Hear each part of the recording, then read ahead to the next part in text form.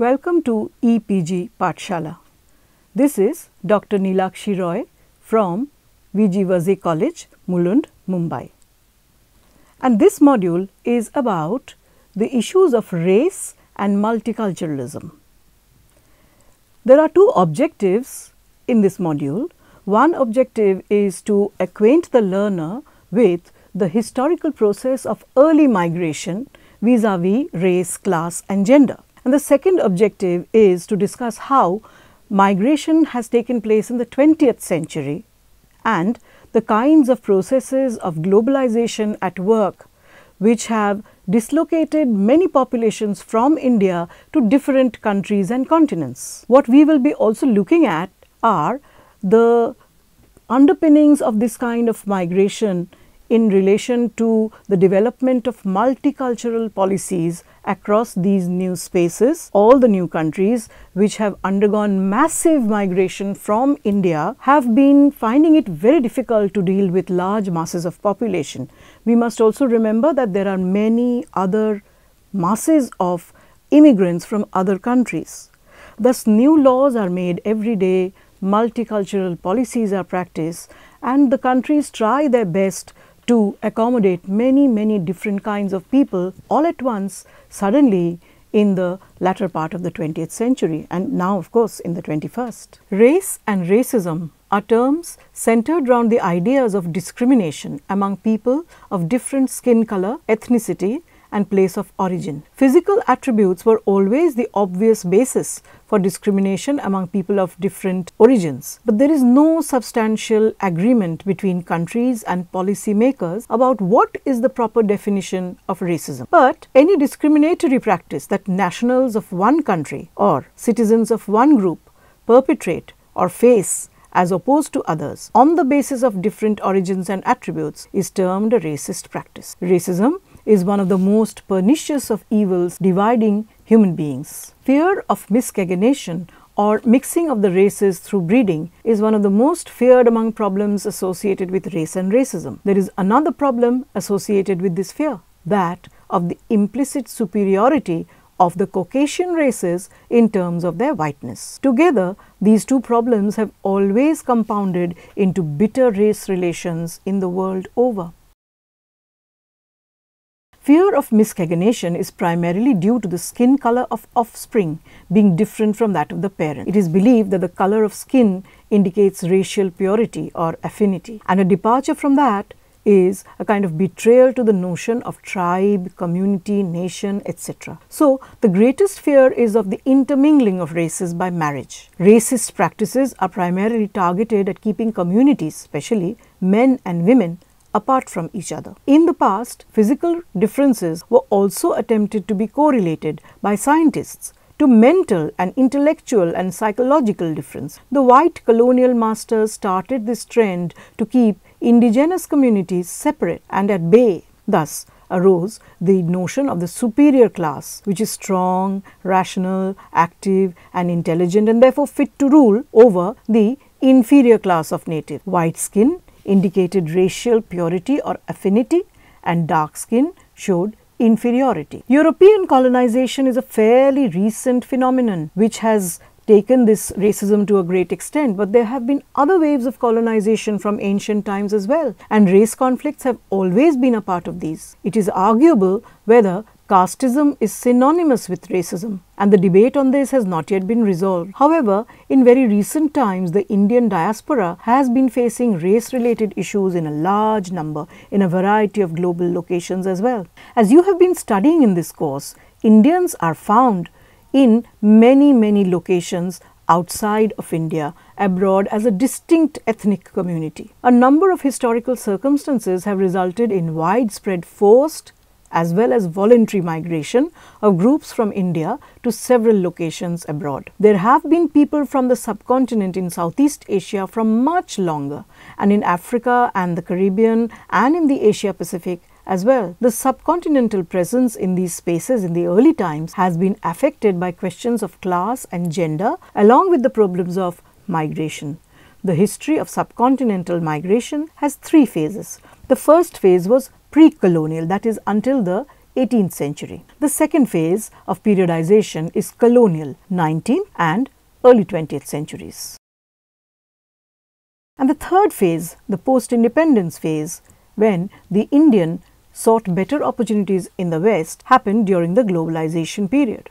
This last phase is the phase when the Indian community was identifiable in public spaces and services abroad. The spurt of immigration in the 1980s is a result, direct almost, from the tremendous upsurge of human and financial mobility brought in by globalized capital. Recent trends show that there are many Indians going for academic reasons, for better jobs, especially in the Gulf, and for careers in IT to the US, Canada, UK, Australia, Singapore, and the Southeast of Asia. Later in this video, you will have references to how Indians deal with new kinds of policies related to multiculturalism in these societies. Racism towards Indians can be looked at region-wise, that is, according to host countries as well as chronologically. In the colonial period, some Indians went to England where they experienced racism from the white population on account of their being considered dark, native, inferior people. Indians also migrated as indentured labour to British and to a small extent French colonies, and here the dynamics was more complex. Here too they were subjected to racist treatment, but there was some difference made between the Indian immigrants and the native people by the colonizers. Sometimes to Indian advantage, they were considered somehow as slightly superior to the indigenous population. In addition, Indian migrants themselves generally kept a social distance from the indigenous people, and this could be interpreted as Indians themselves practicing racism. When these countries got independence from colonial rule, they often singled out the immigrant Indians for discriminatory treatment for a variety of reasons. So this is another example of racism. The 20th century migrations to the West have been associated with varying degrees and kinds of racism, but also with tolerance, acceptance and recognition, as well as the evolution of a policy of multiculturalism, though of course it is definitely a problematized site. The data for racism towards pre-colonial Indians is very sparse. Some glimpses of Indians in England can be had from books where pre-colonial and colonial periods mingle and merge. One of the most useful and interesting publications for this is Ayahs, Lascars and Princes. It reveals a strong Indian presence in the underbelly of English life in the period between 1700 to 1947. Many Indians in England were from the working classes. They were travelling semi-professionals, traders, skilled craftsmen, skilled labourers, entertainers, others who travelled as sailors and ship hands and lascars. There were even servants, cooks, nurses or ayahs, dancers, performers or gentoos, magicians, masseurs and quacks who gained notoriety in the upper classes with their secret remedies for hidden ailments, like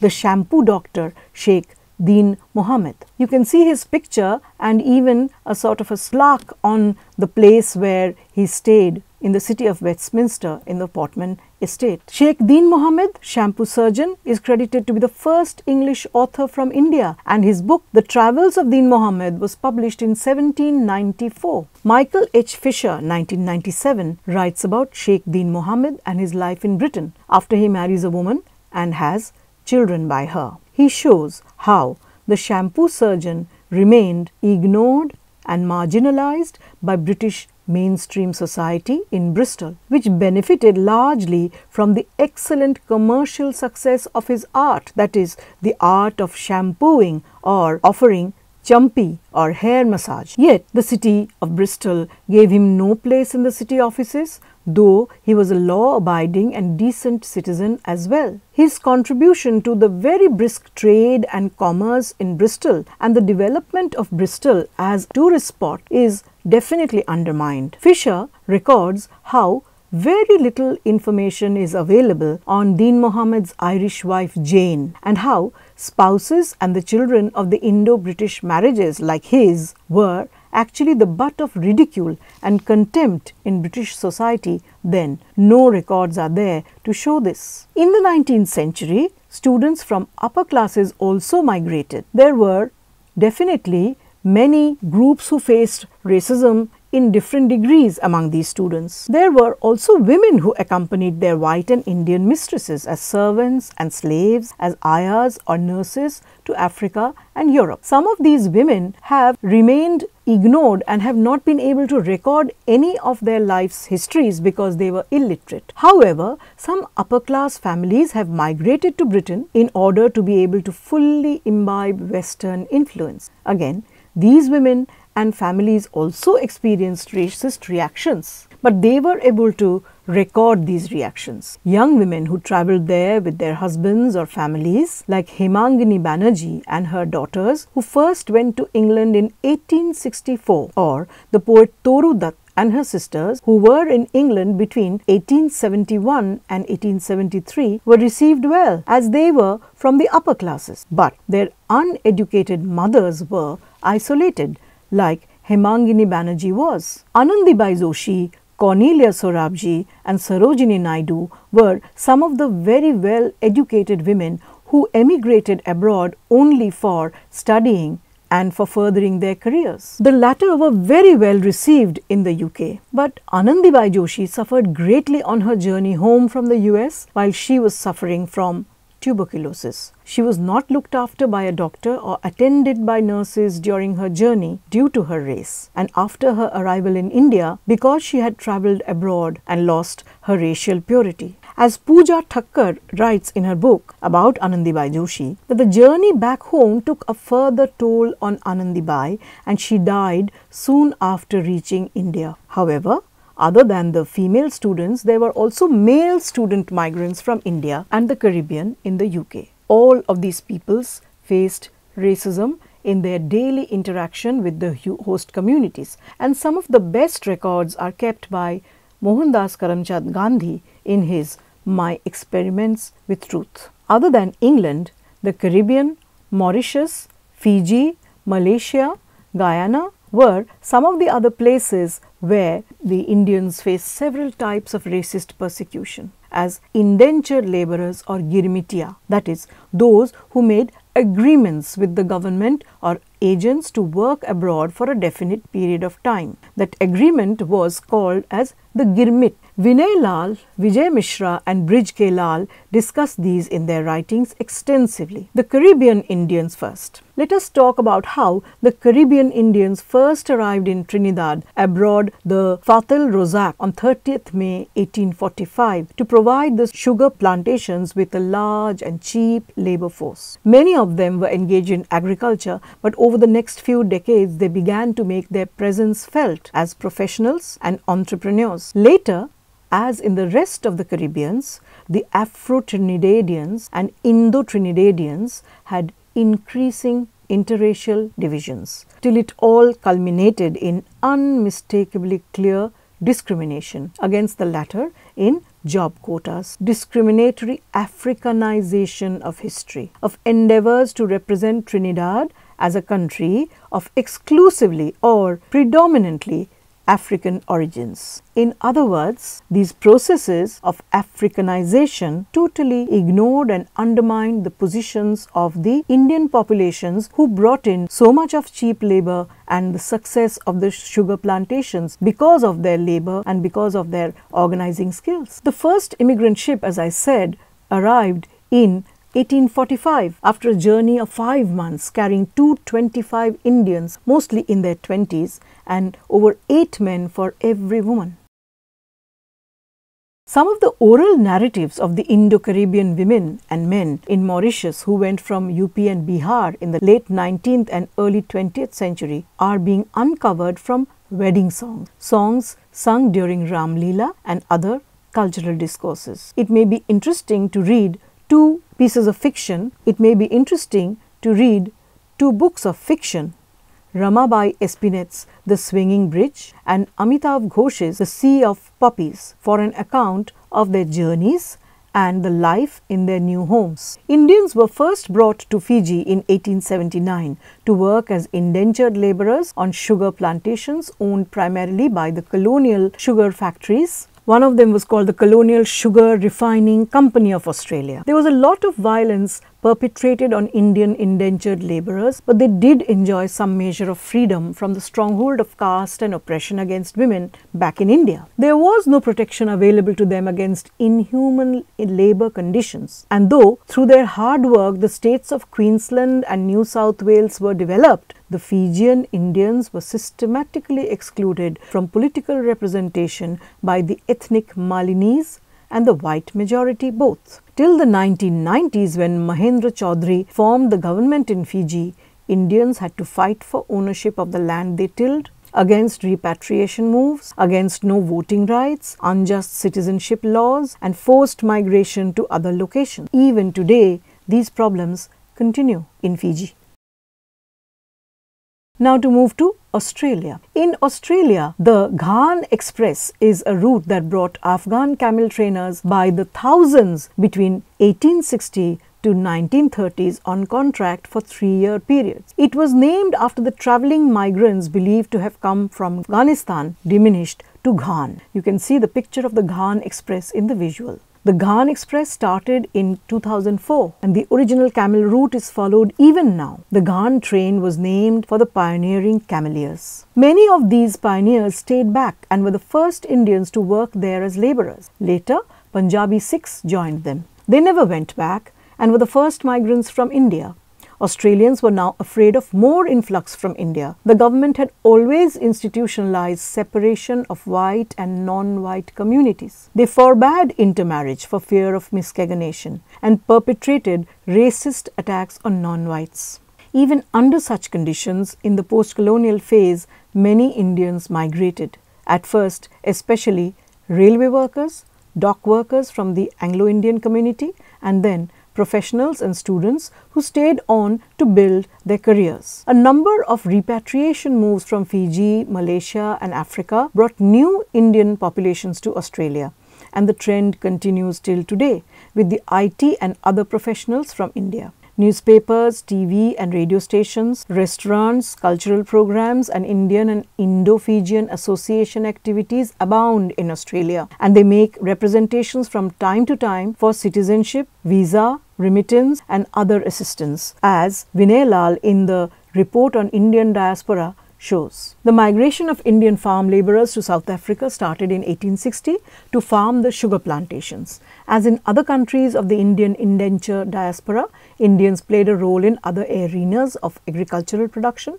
There were also by this time a considerable presence of sojourning Indians, traders, teachers, doctors and clerks. The history of the Indian diaspora in South Africa is distinct from the Indian indentured diaspora. Indians performed in farming and other arenas of agricultural production and in other professional arenas as well. But in South Africa, the ideology of racial segregation was institutionalized and brutally enforced, first under British colonialism and then under apartheid.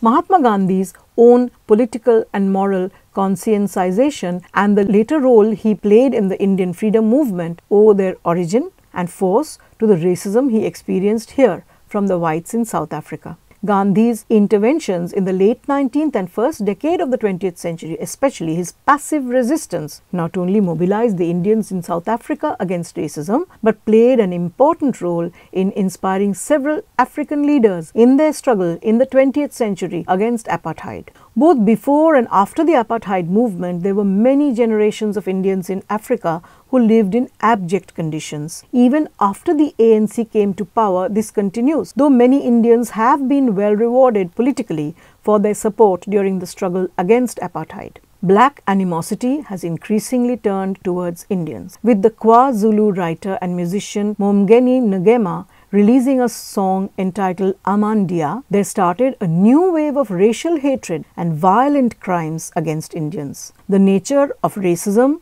faced by Indians in East Africa under Idi Amin started in South Africa. Indian indentured labour in Malaysia originated in the late 19th century, and the vast bulk of the labourers of the rubber plantations were drawn from Tamil Nadu.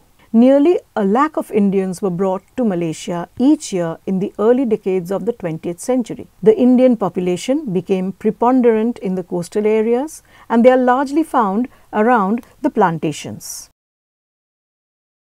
There are numerous indices pointing to widespread poverty among Indians in Malaysia. Indians control very little of the country's finances and are the most poorly housed, educated and cared for community, almost as poor as the Malays.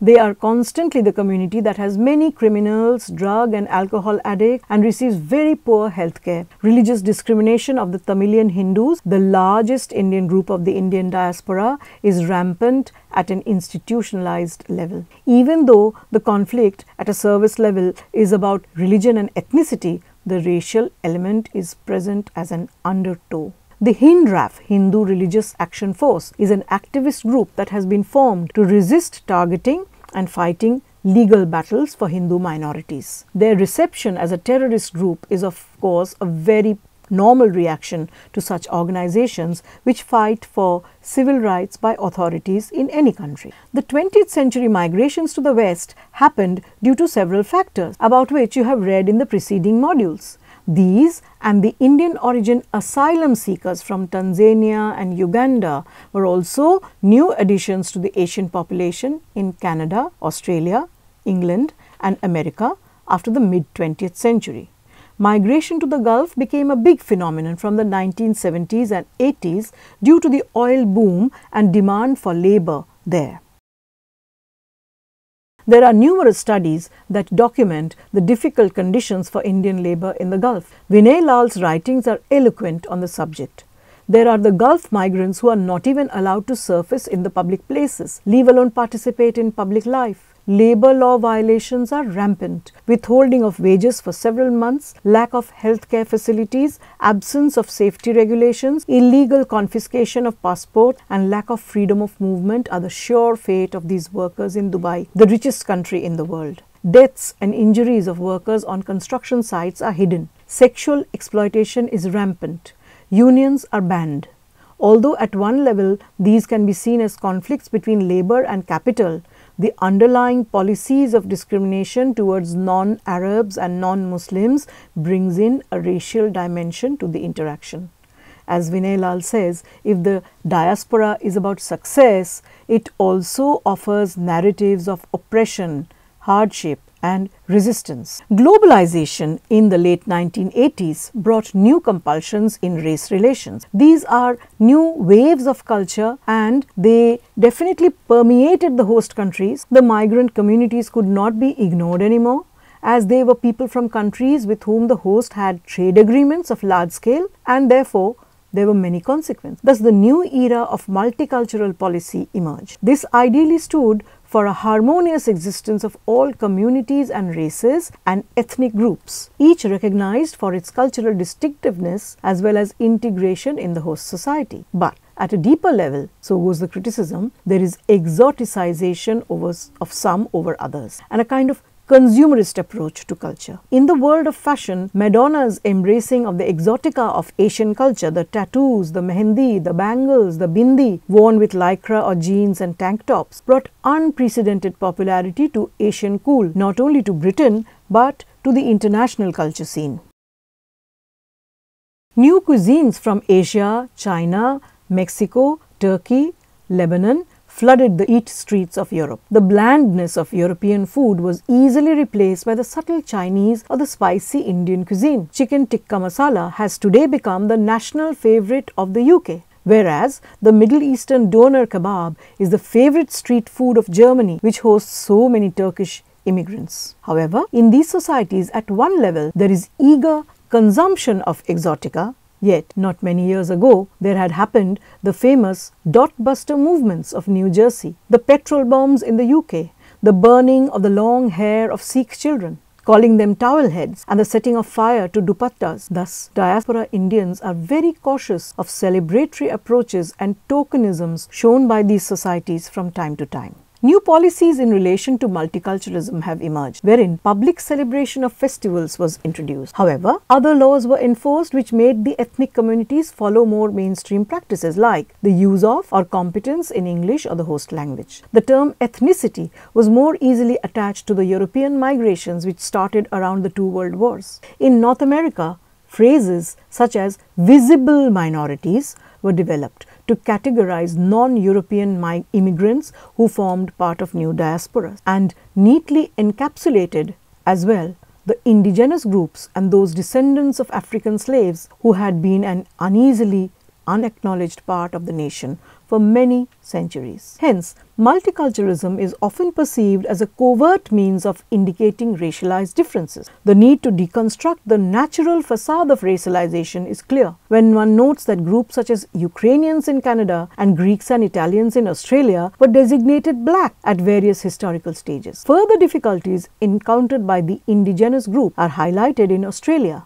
where the Aborigines refuse to be included in multicultural discourses on the grounds that these refer only to cultures of migration, whereas in New Zealand, biculturalism is the preferred official term because multiculturalism is seen as a diversion from the Maori sovereignty movement. In Canada, First Nations are occasionally included in multicultural discourses and practices and are also consistently trapped between the French-English divide. This has complicated continuing debates on cultural appropriation. The countries practicing multicultural policies were Canada, USA and Britain, soon to be followed by France, Germany, Australia and other European countries like Netherlands and now Sweden. The idea was to make people feel that officially the country was welcoming them, respecting their culture, but they need to integrate willingly to stay happy and feel welcome. Of course, voluntary and successful integration is the ideal. People who learn the language get the jobs, unquote, as Charles Taylor says in an interview to Prospect magazine. Lord Bhikkhu Parekh puts forth the idea of Britishness as a plural identity that celebrates difference. However, Britain has recently experienced a wave of responses from multicultural communities themselves.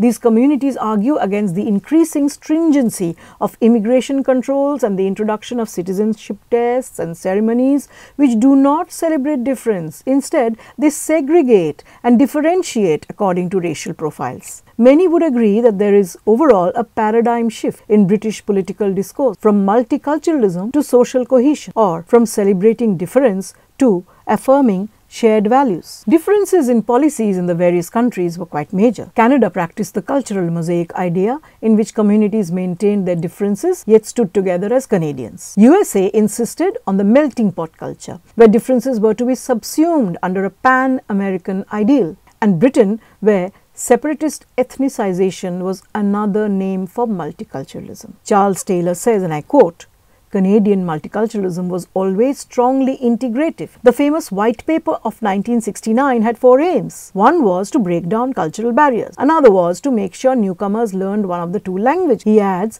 how it had a very strong notion of liberal integration, where immigrants were looked upon as guest workers at first, and there was no idea what to do with them when they began to stay. In the earlier group of host countries, there are new bodies of peoples entering and settling. The US is full of illegal immigrants from Mexico and Cuba, and the UK, East European, especially Polish, Croatian and Serbian immigrants abound. Canada, New Zealand and Australia are seen as more white countries. So, there are many younger people from the mainstream relocating there from the erstwhile empire, especially from the UK. In Europe, especially in Germany, Sweden and France, there are many new groups of migrants entering every day as exiles, asylum seekers and as illegal migrants, travelling with no passports, papers, passes, entering the country as stowaways in the most harrowing conditions. Some even die or fall ill out of the exhaustion of the journey. Those who survive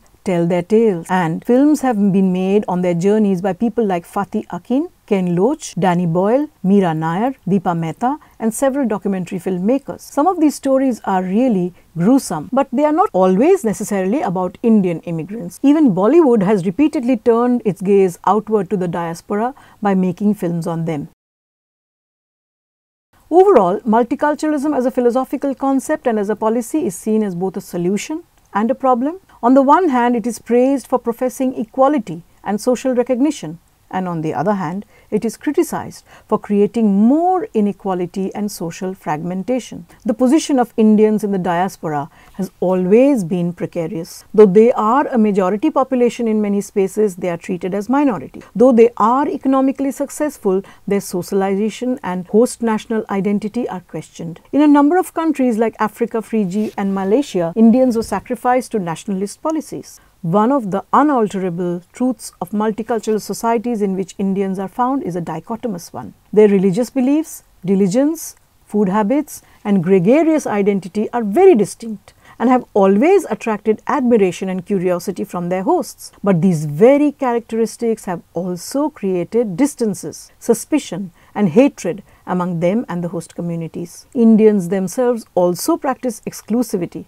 They prefer not to socialize at work, not to share food from the host, stay away from active politics, play minimal social roles. Though in terms of entrepreneurship, education and the professions, they are very participative and contribute their best. Indians are often also illegal migrants. They face innumerable problems as in Dubai and the Gulf. Moreover, religion, especially Hindu fundamentalism, is raising its head everywhere. The recent visit of the Indian Prime Minister to the USA has had many Hindu radical associations reaching out to more people in the diaspora than before. Indians abroad are still politically insulated. They hardly perform their political duties but demand rights in the host country. The stages these Indian migrant populations followed were those of integration and assimilation in the 1960s and 70s and were finally co-opted into the project of multiculturalism from the 80s and 90s. They tried to integrate as if by holding on to some aspects of their own culture and tried to melt into the new cultural environment. Later, they attempted assimilation by abandoning their own cultural habits and values in order to accept the new country totally, to be accepted as a part of the majority culture. In the later phases, despite the project of multiculturalism, which exoticized the outsider communities, many Indian communities practiced separation by avoiding contact with the majority culture as much as they could. However, new global communities of Indians may be said to practice marginalization, a strategy by which they neither practice their original cultural traditions nor integrate in the new culture, thereby living in a kind of non-identity. The future is complicated.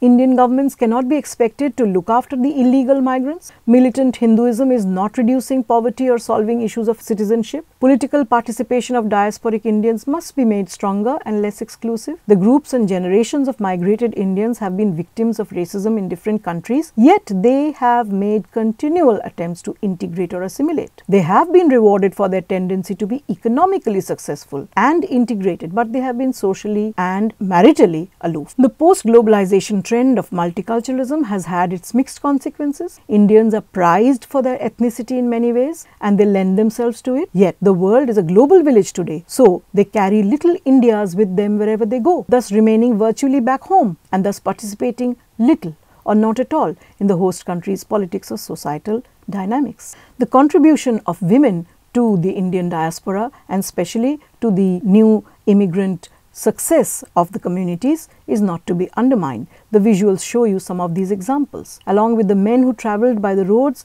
there were many women who travelled to many distant locations and took up professions which they never before would have thought of back in their homeland. Thus, the contribution of the women can in no way be undermined. Especially, one can remember the contribution of the wealthy princess from the Ranjit Singh ji family, Sophia Duleep Singh, who donated much of her wealth to the suffragette movement in the early 1920s. To conclude, we have now definitely surveyed the entire history of Indian migration and seen the interpolations of gender, race and class in these communities in the early phase as well as in the later phases. The attempts of the Indians in the middle of this phase, that is in the second phase, where in the post-colonial period they tried to adapt to their new homeland by integrating and assimilating, transformed itself to a different kind of situation in the post-1980s scenario because of globalization and multiculturalism. Due to trade contacts, the Indian governments entered into very nice relationships with the governments abroad, and therefore the host countries were kind of compelled to accept and therefore adopt multicultural policies towards these immigrant populations. the success and the failure of the Indian communities can be measured differentially in the different countries, but by and large Indian communities are extremely successful in terms of economics, though socially they remain a little aloof.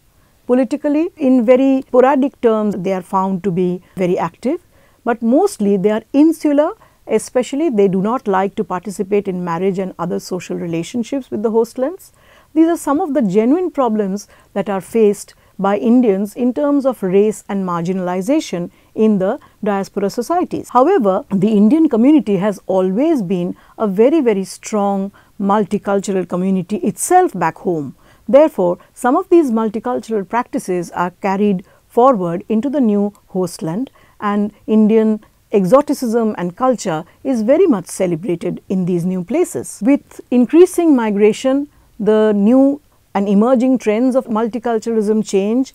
Indians are acquiring different kinds of habits, and they are becoming more and more insular, and they are participating in what is called holding a kind of a non-identity for themselves. It remains to be seen what kind of shape new immigrations and new waves of migration and settlement in new countries will take in the, say, 22nd century or the future. No one is quite sure about what is going to happen, but one hopes that the Indian communities abroad will stay peaceful and successful and work towards the progress of both host nations and their homelands.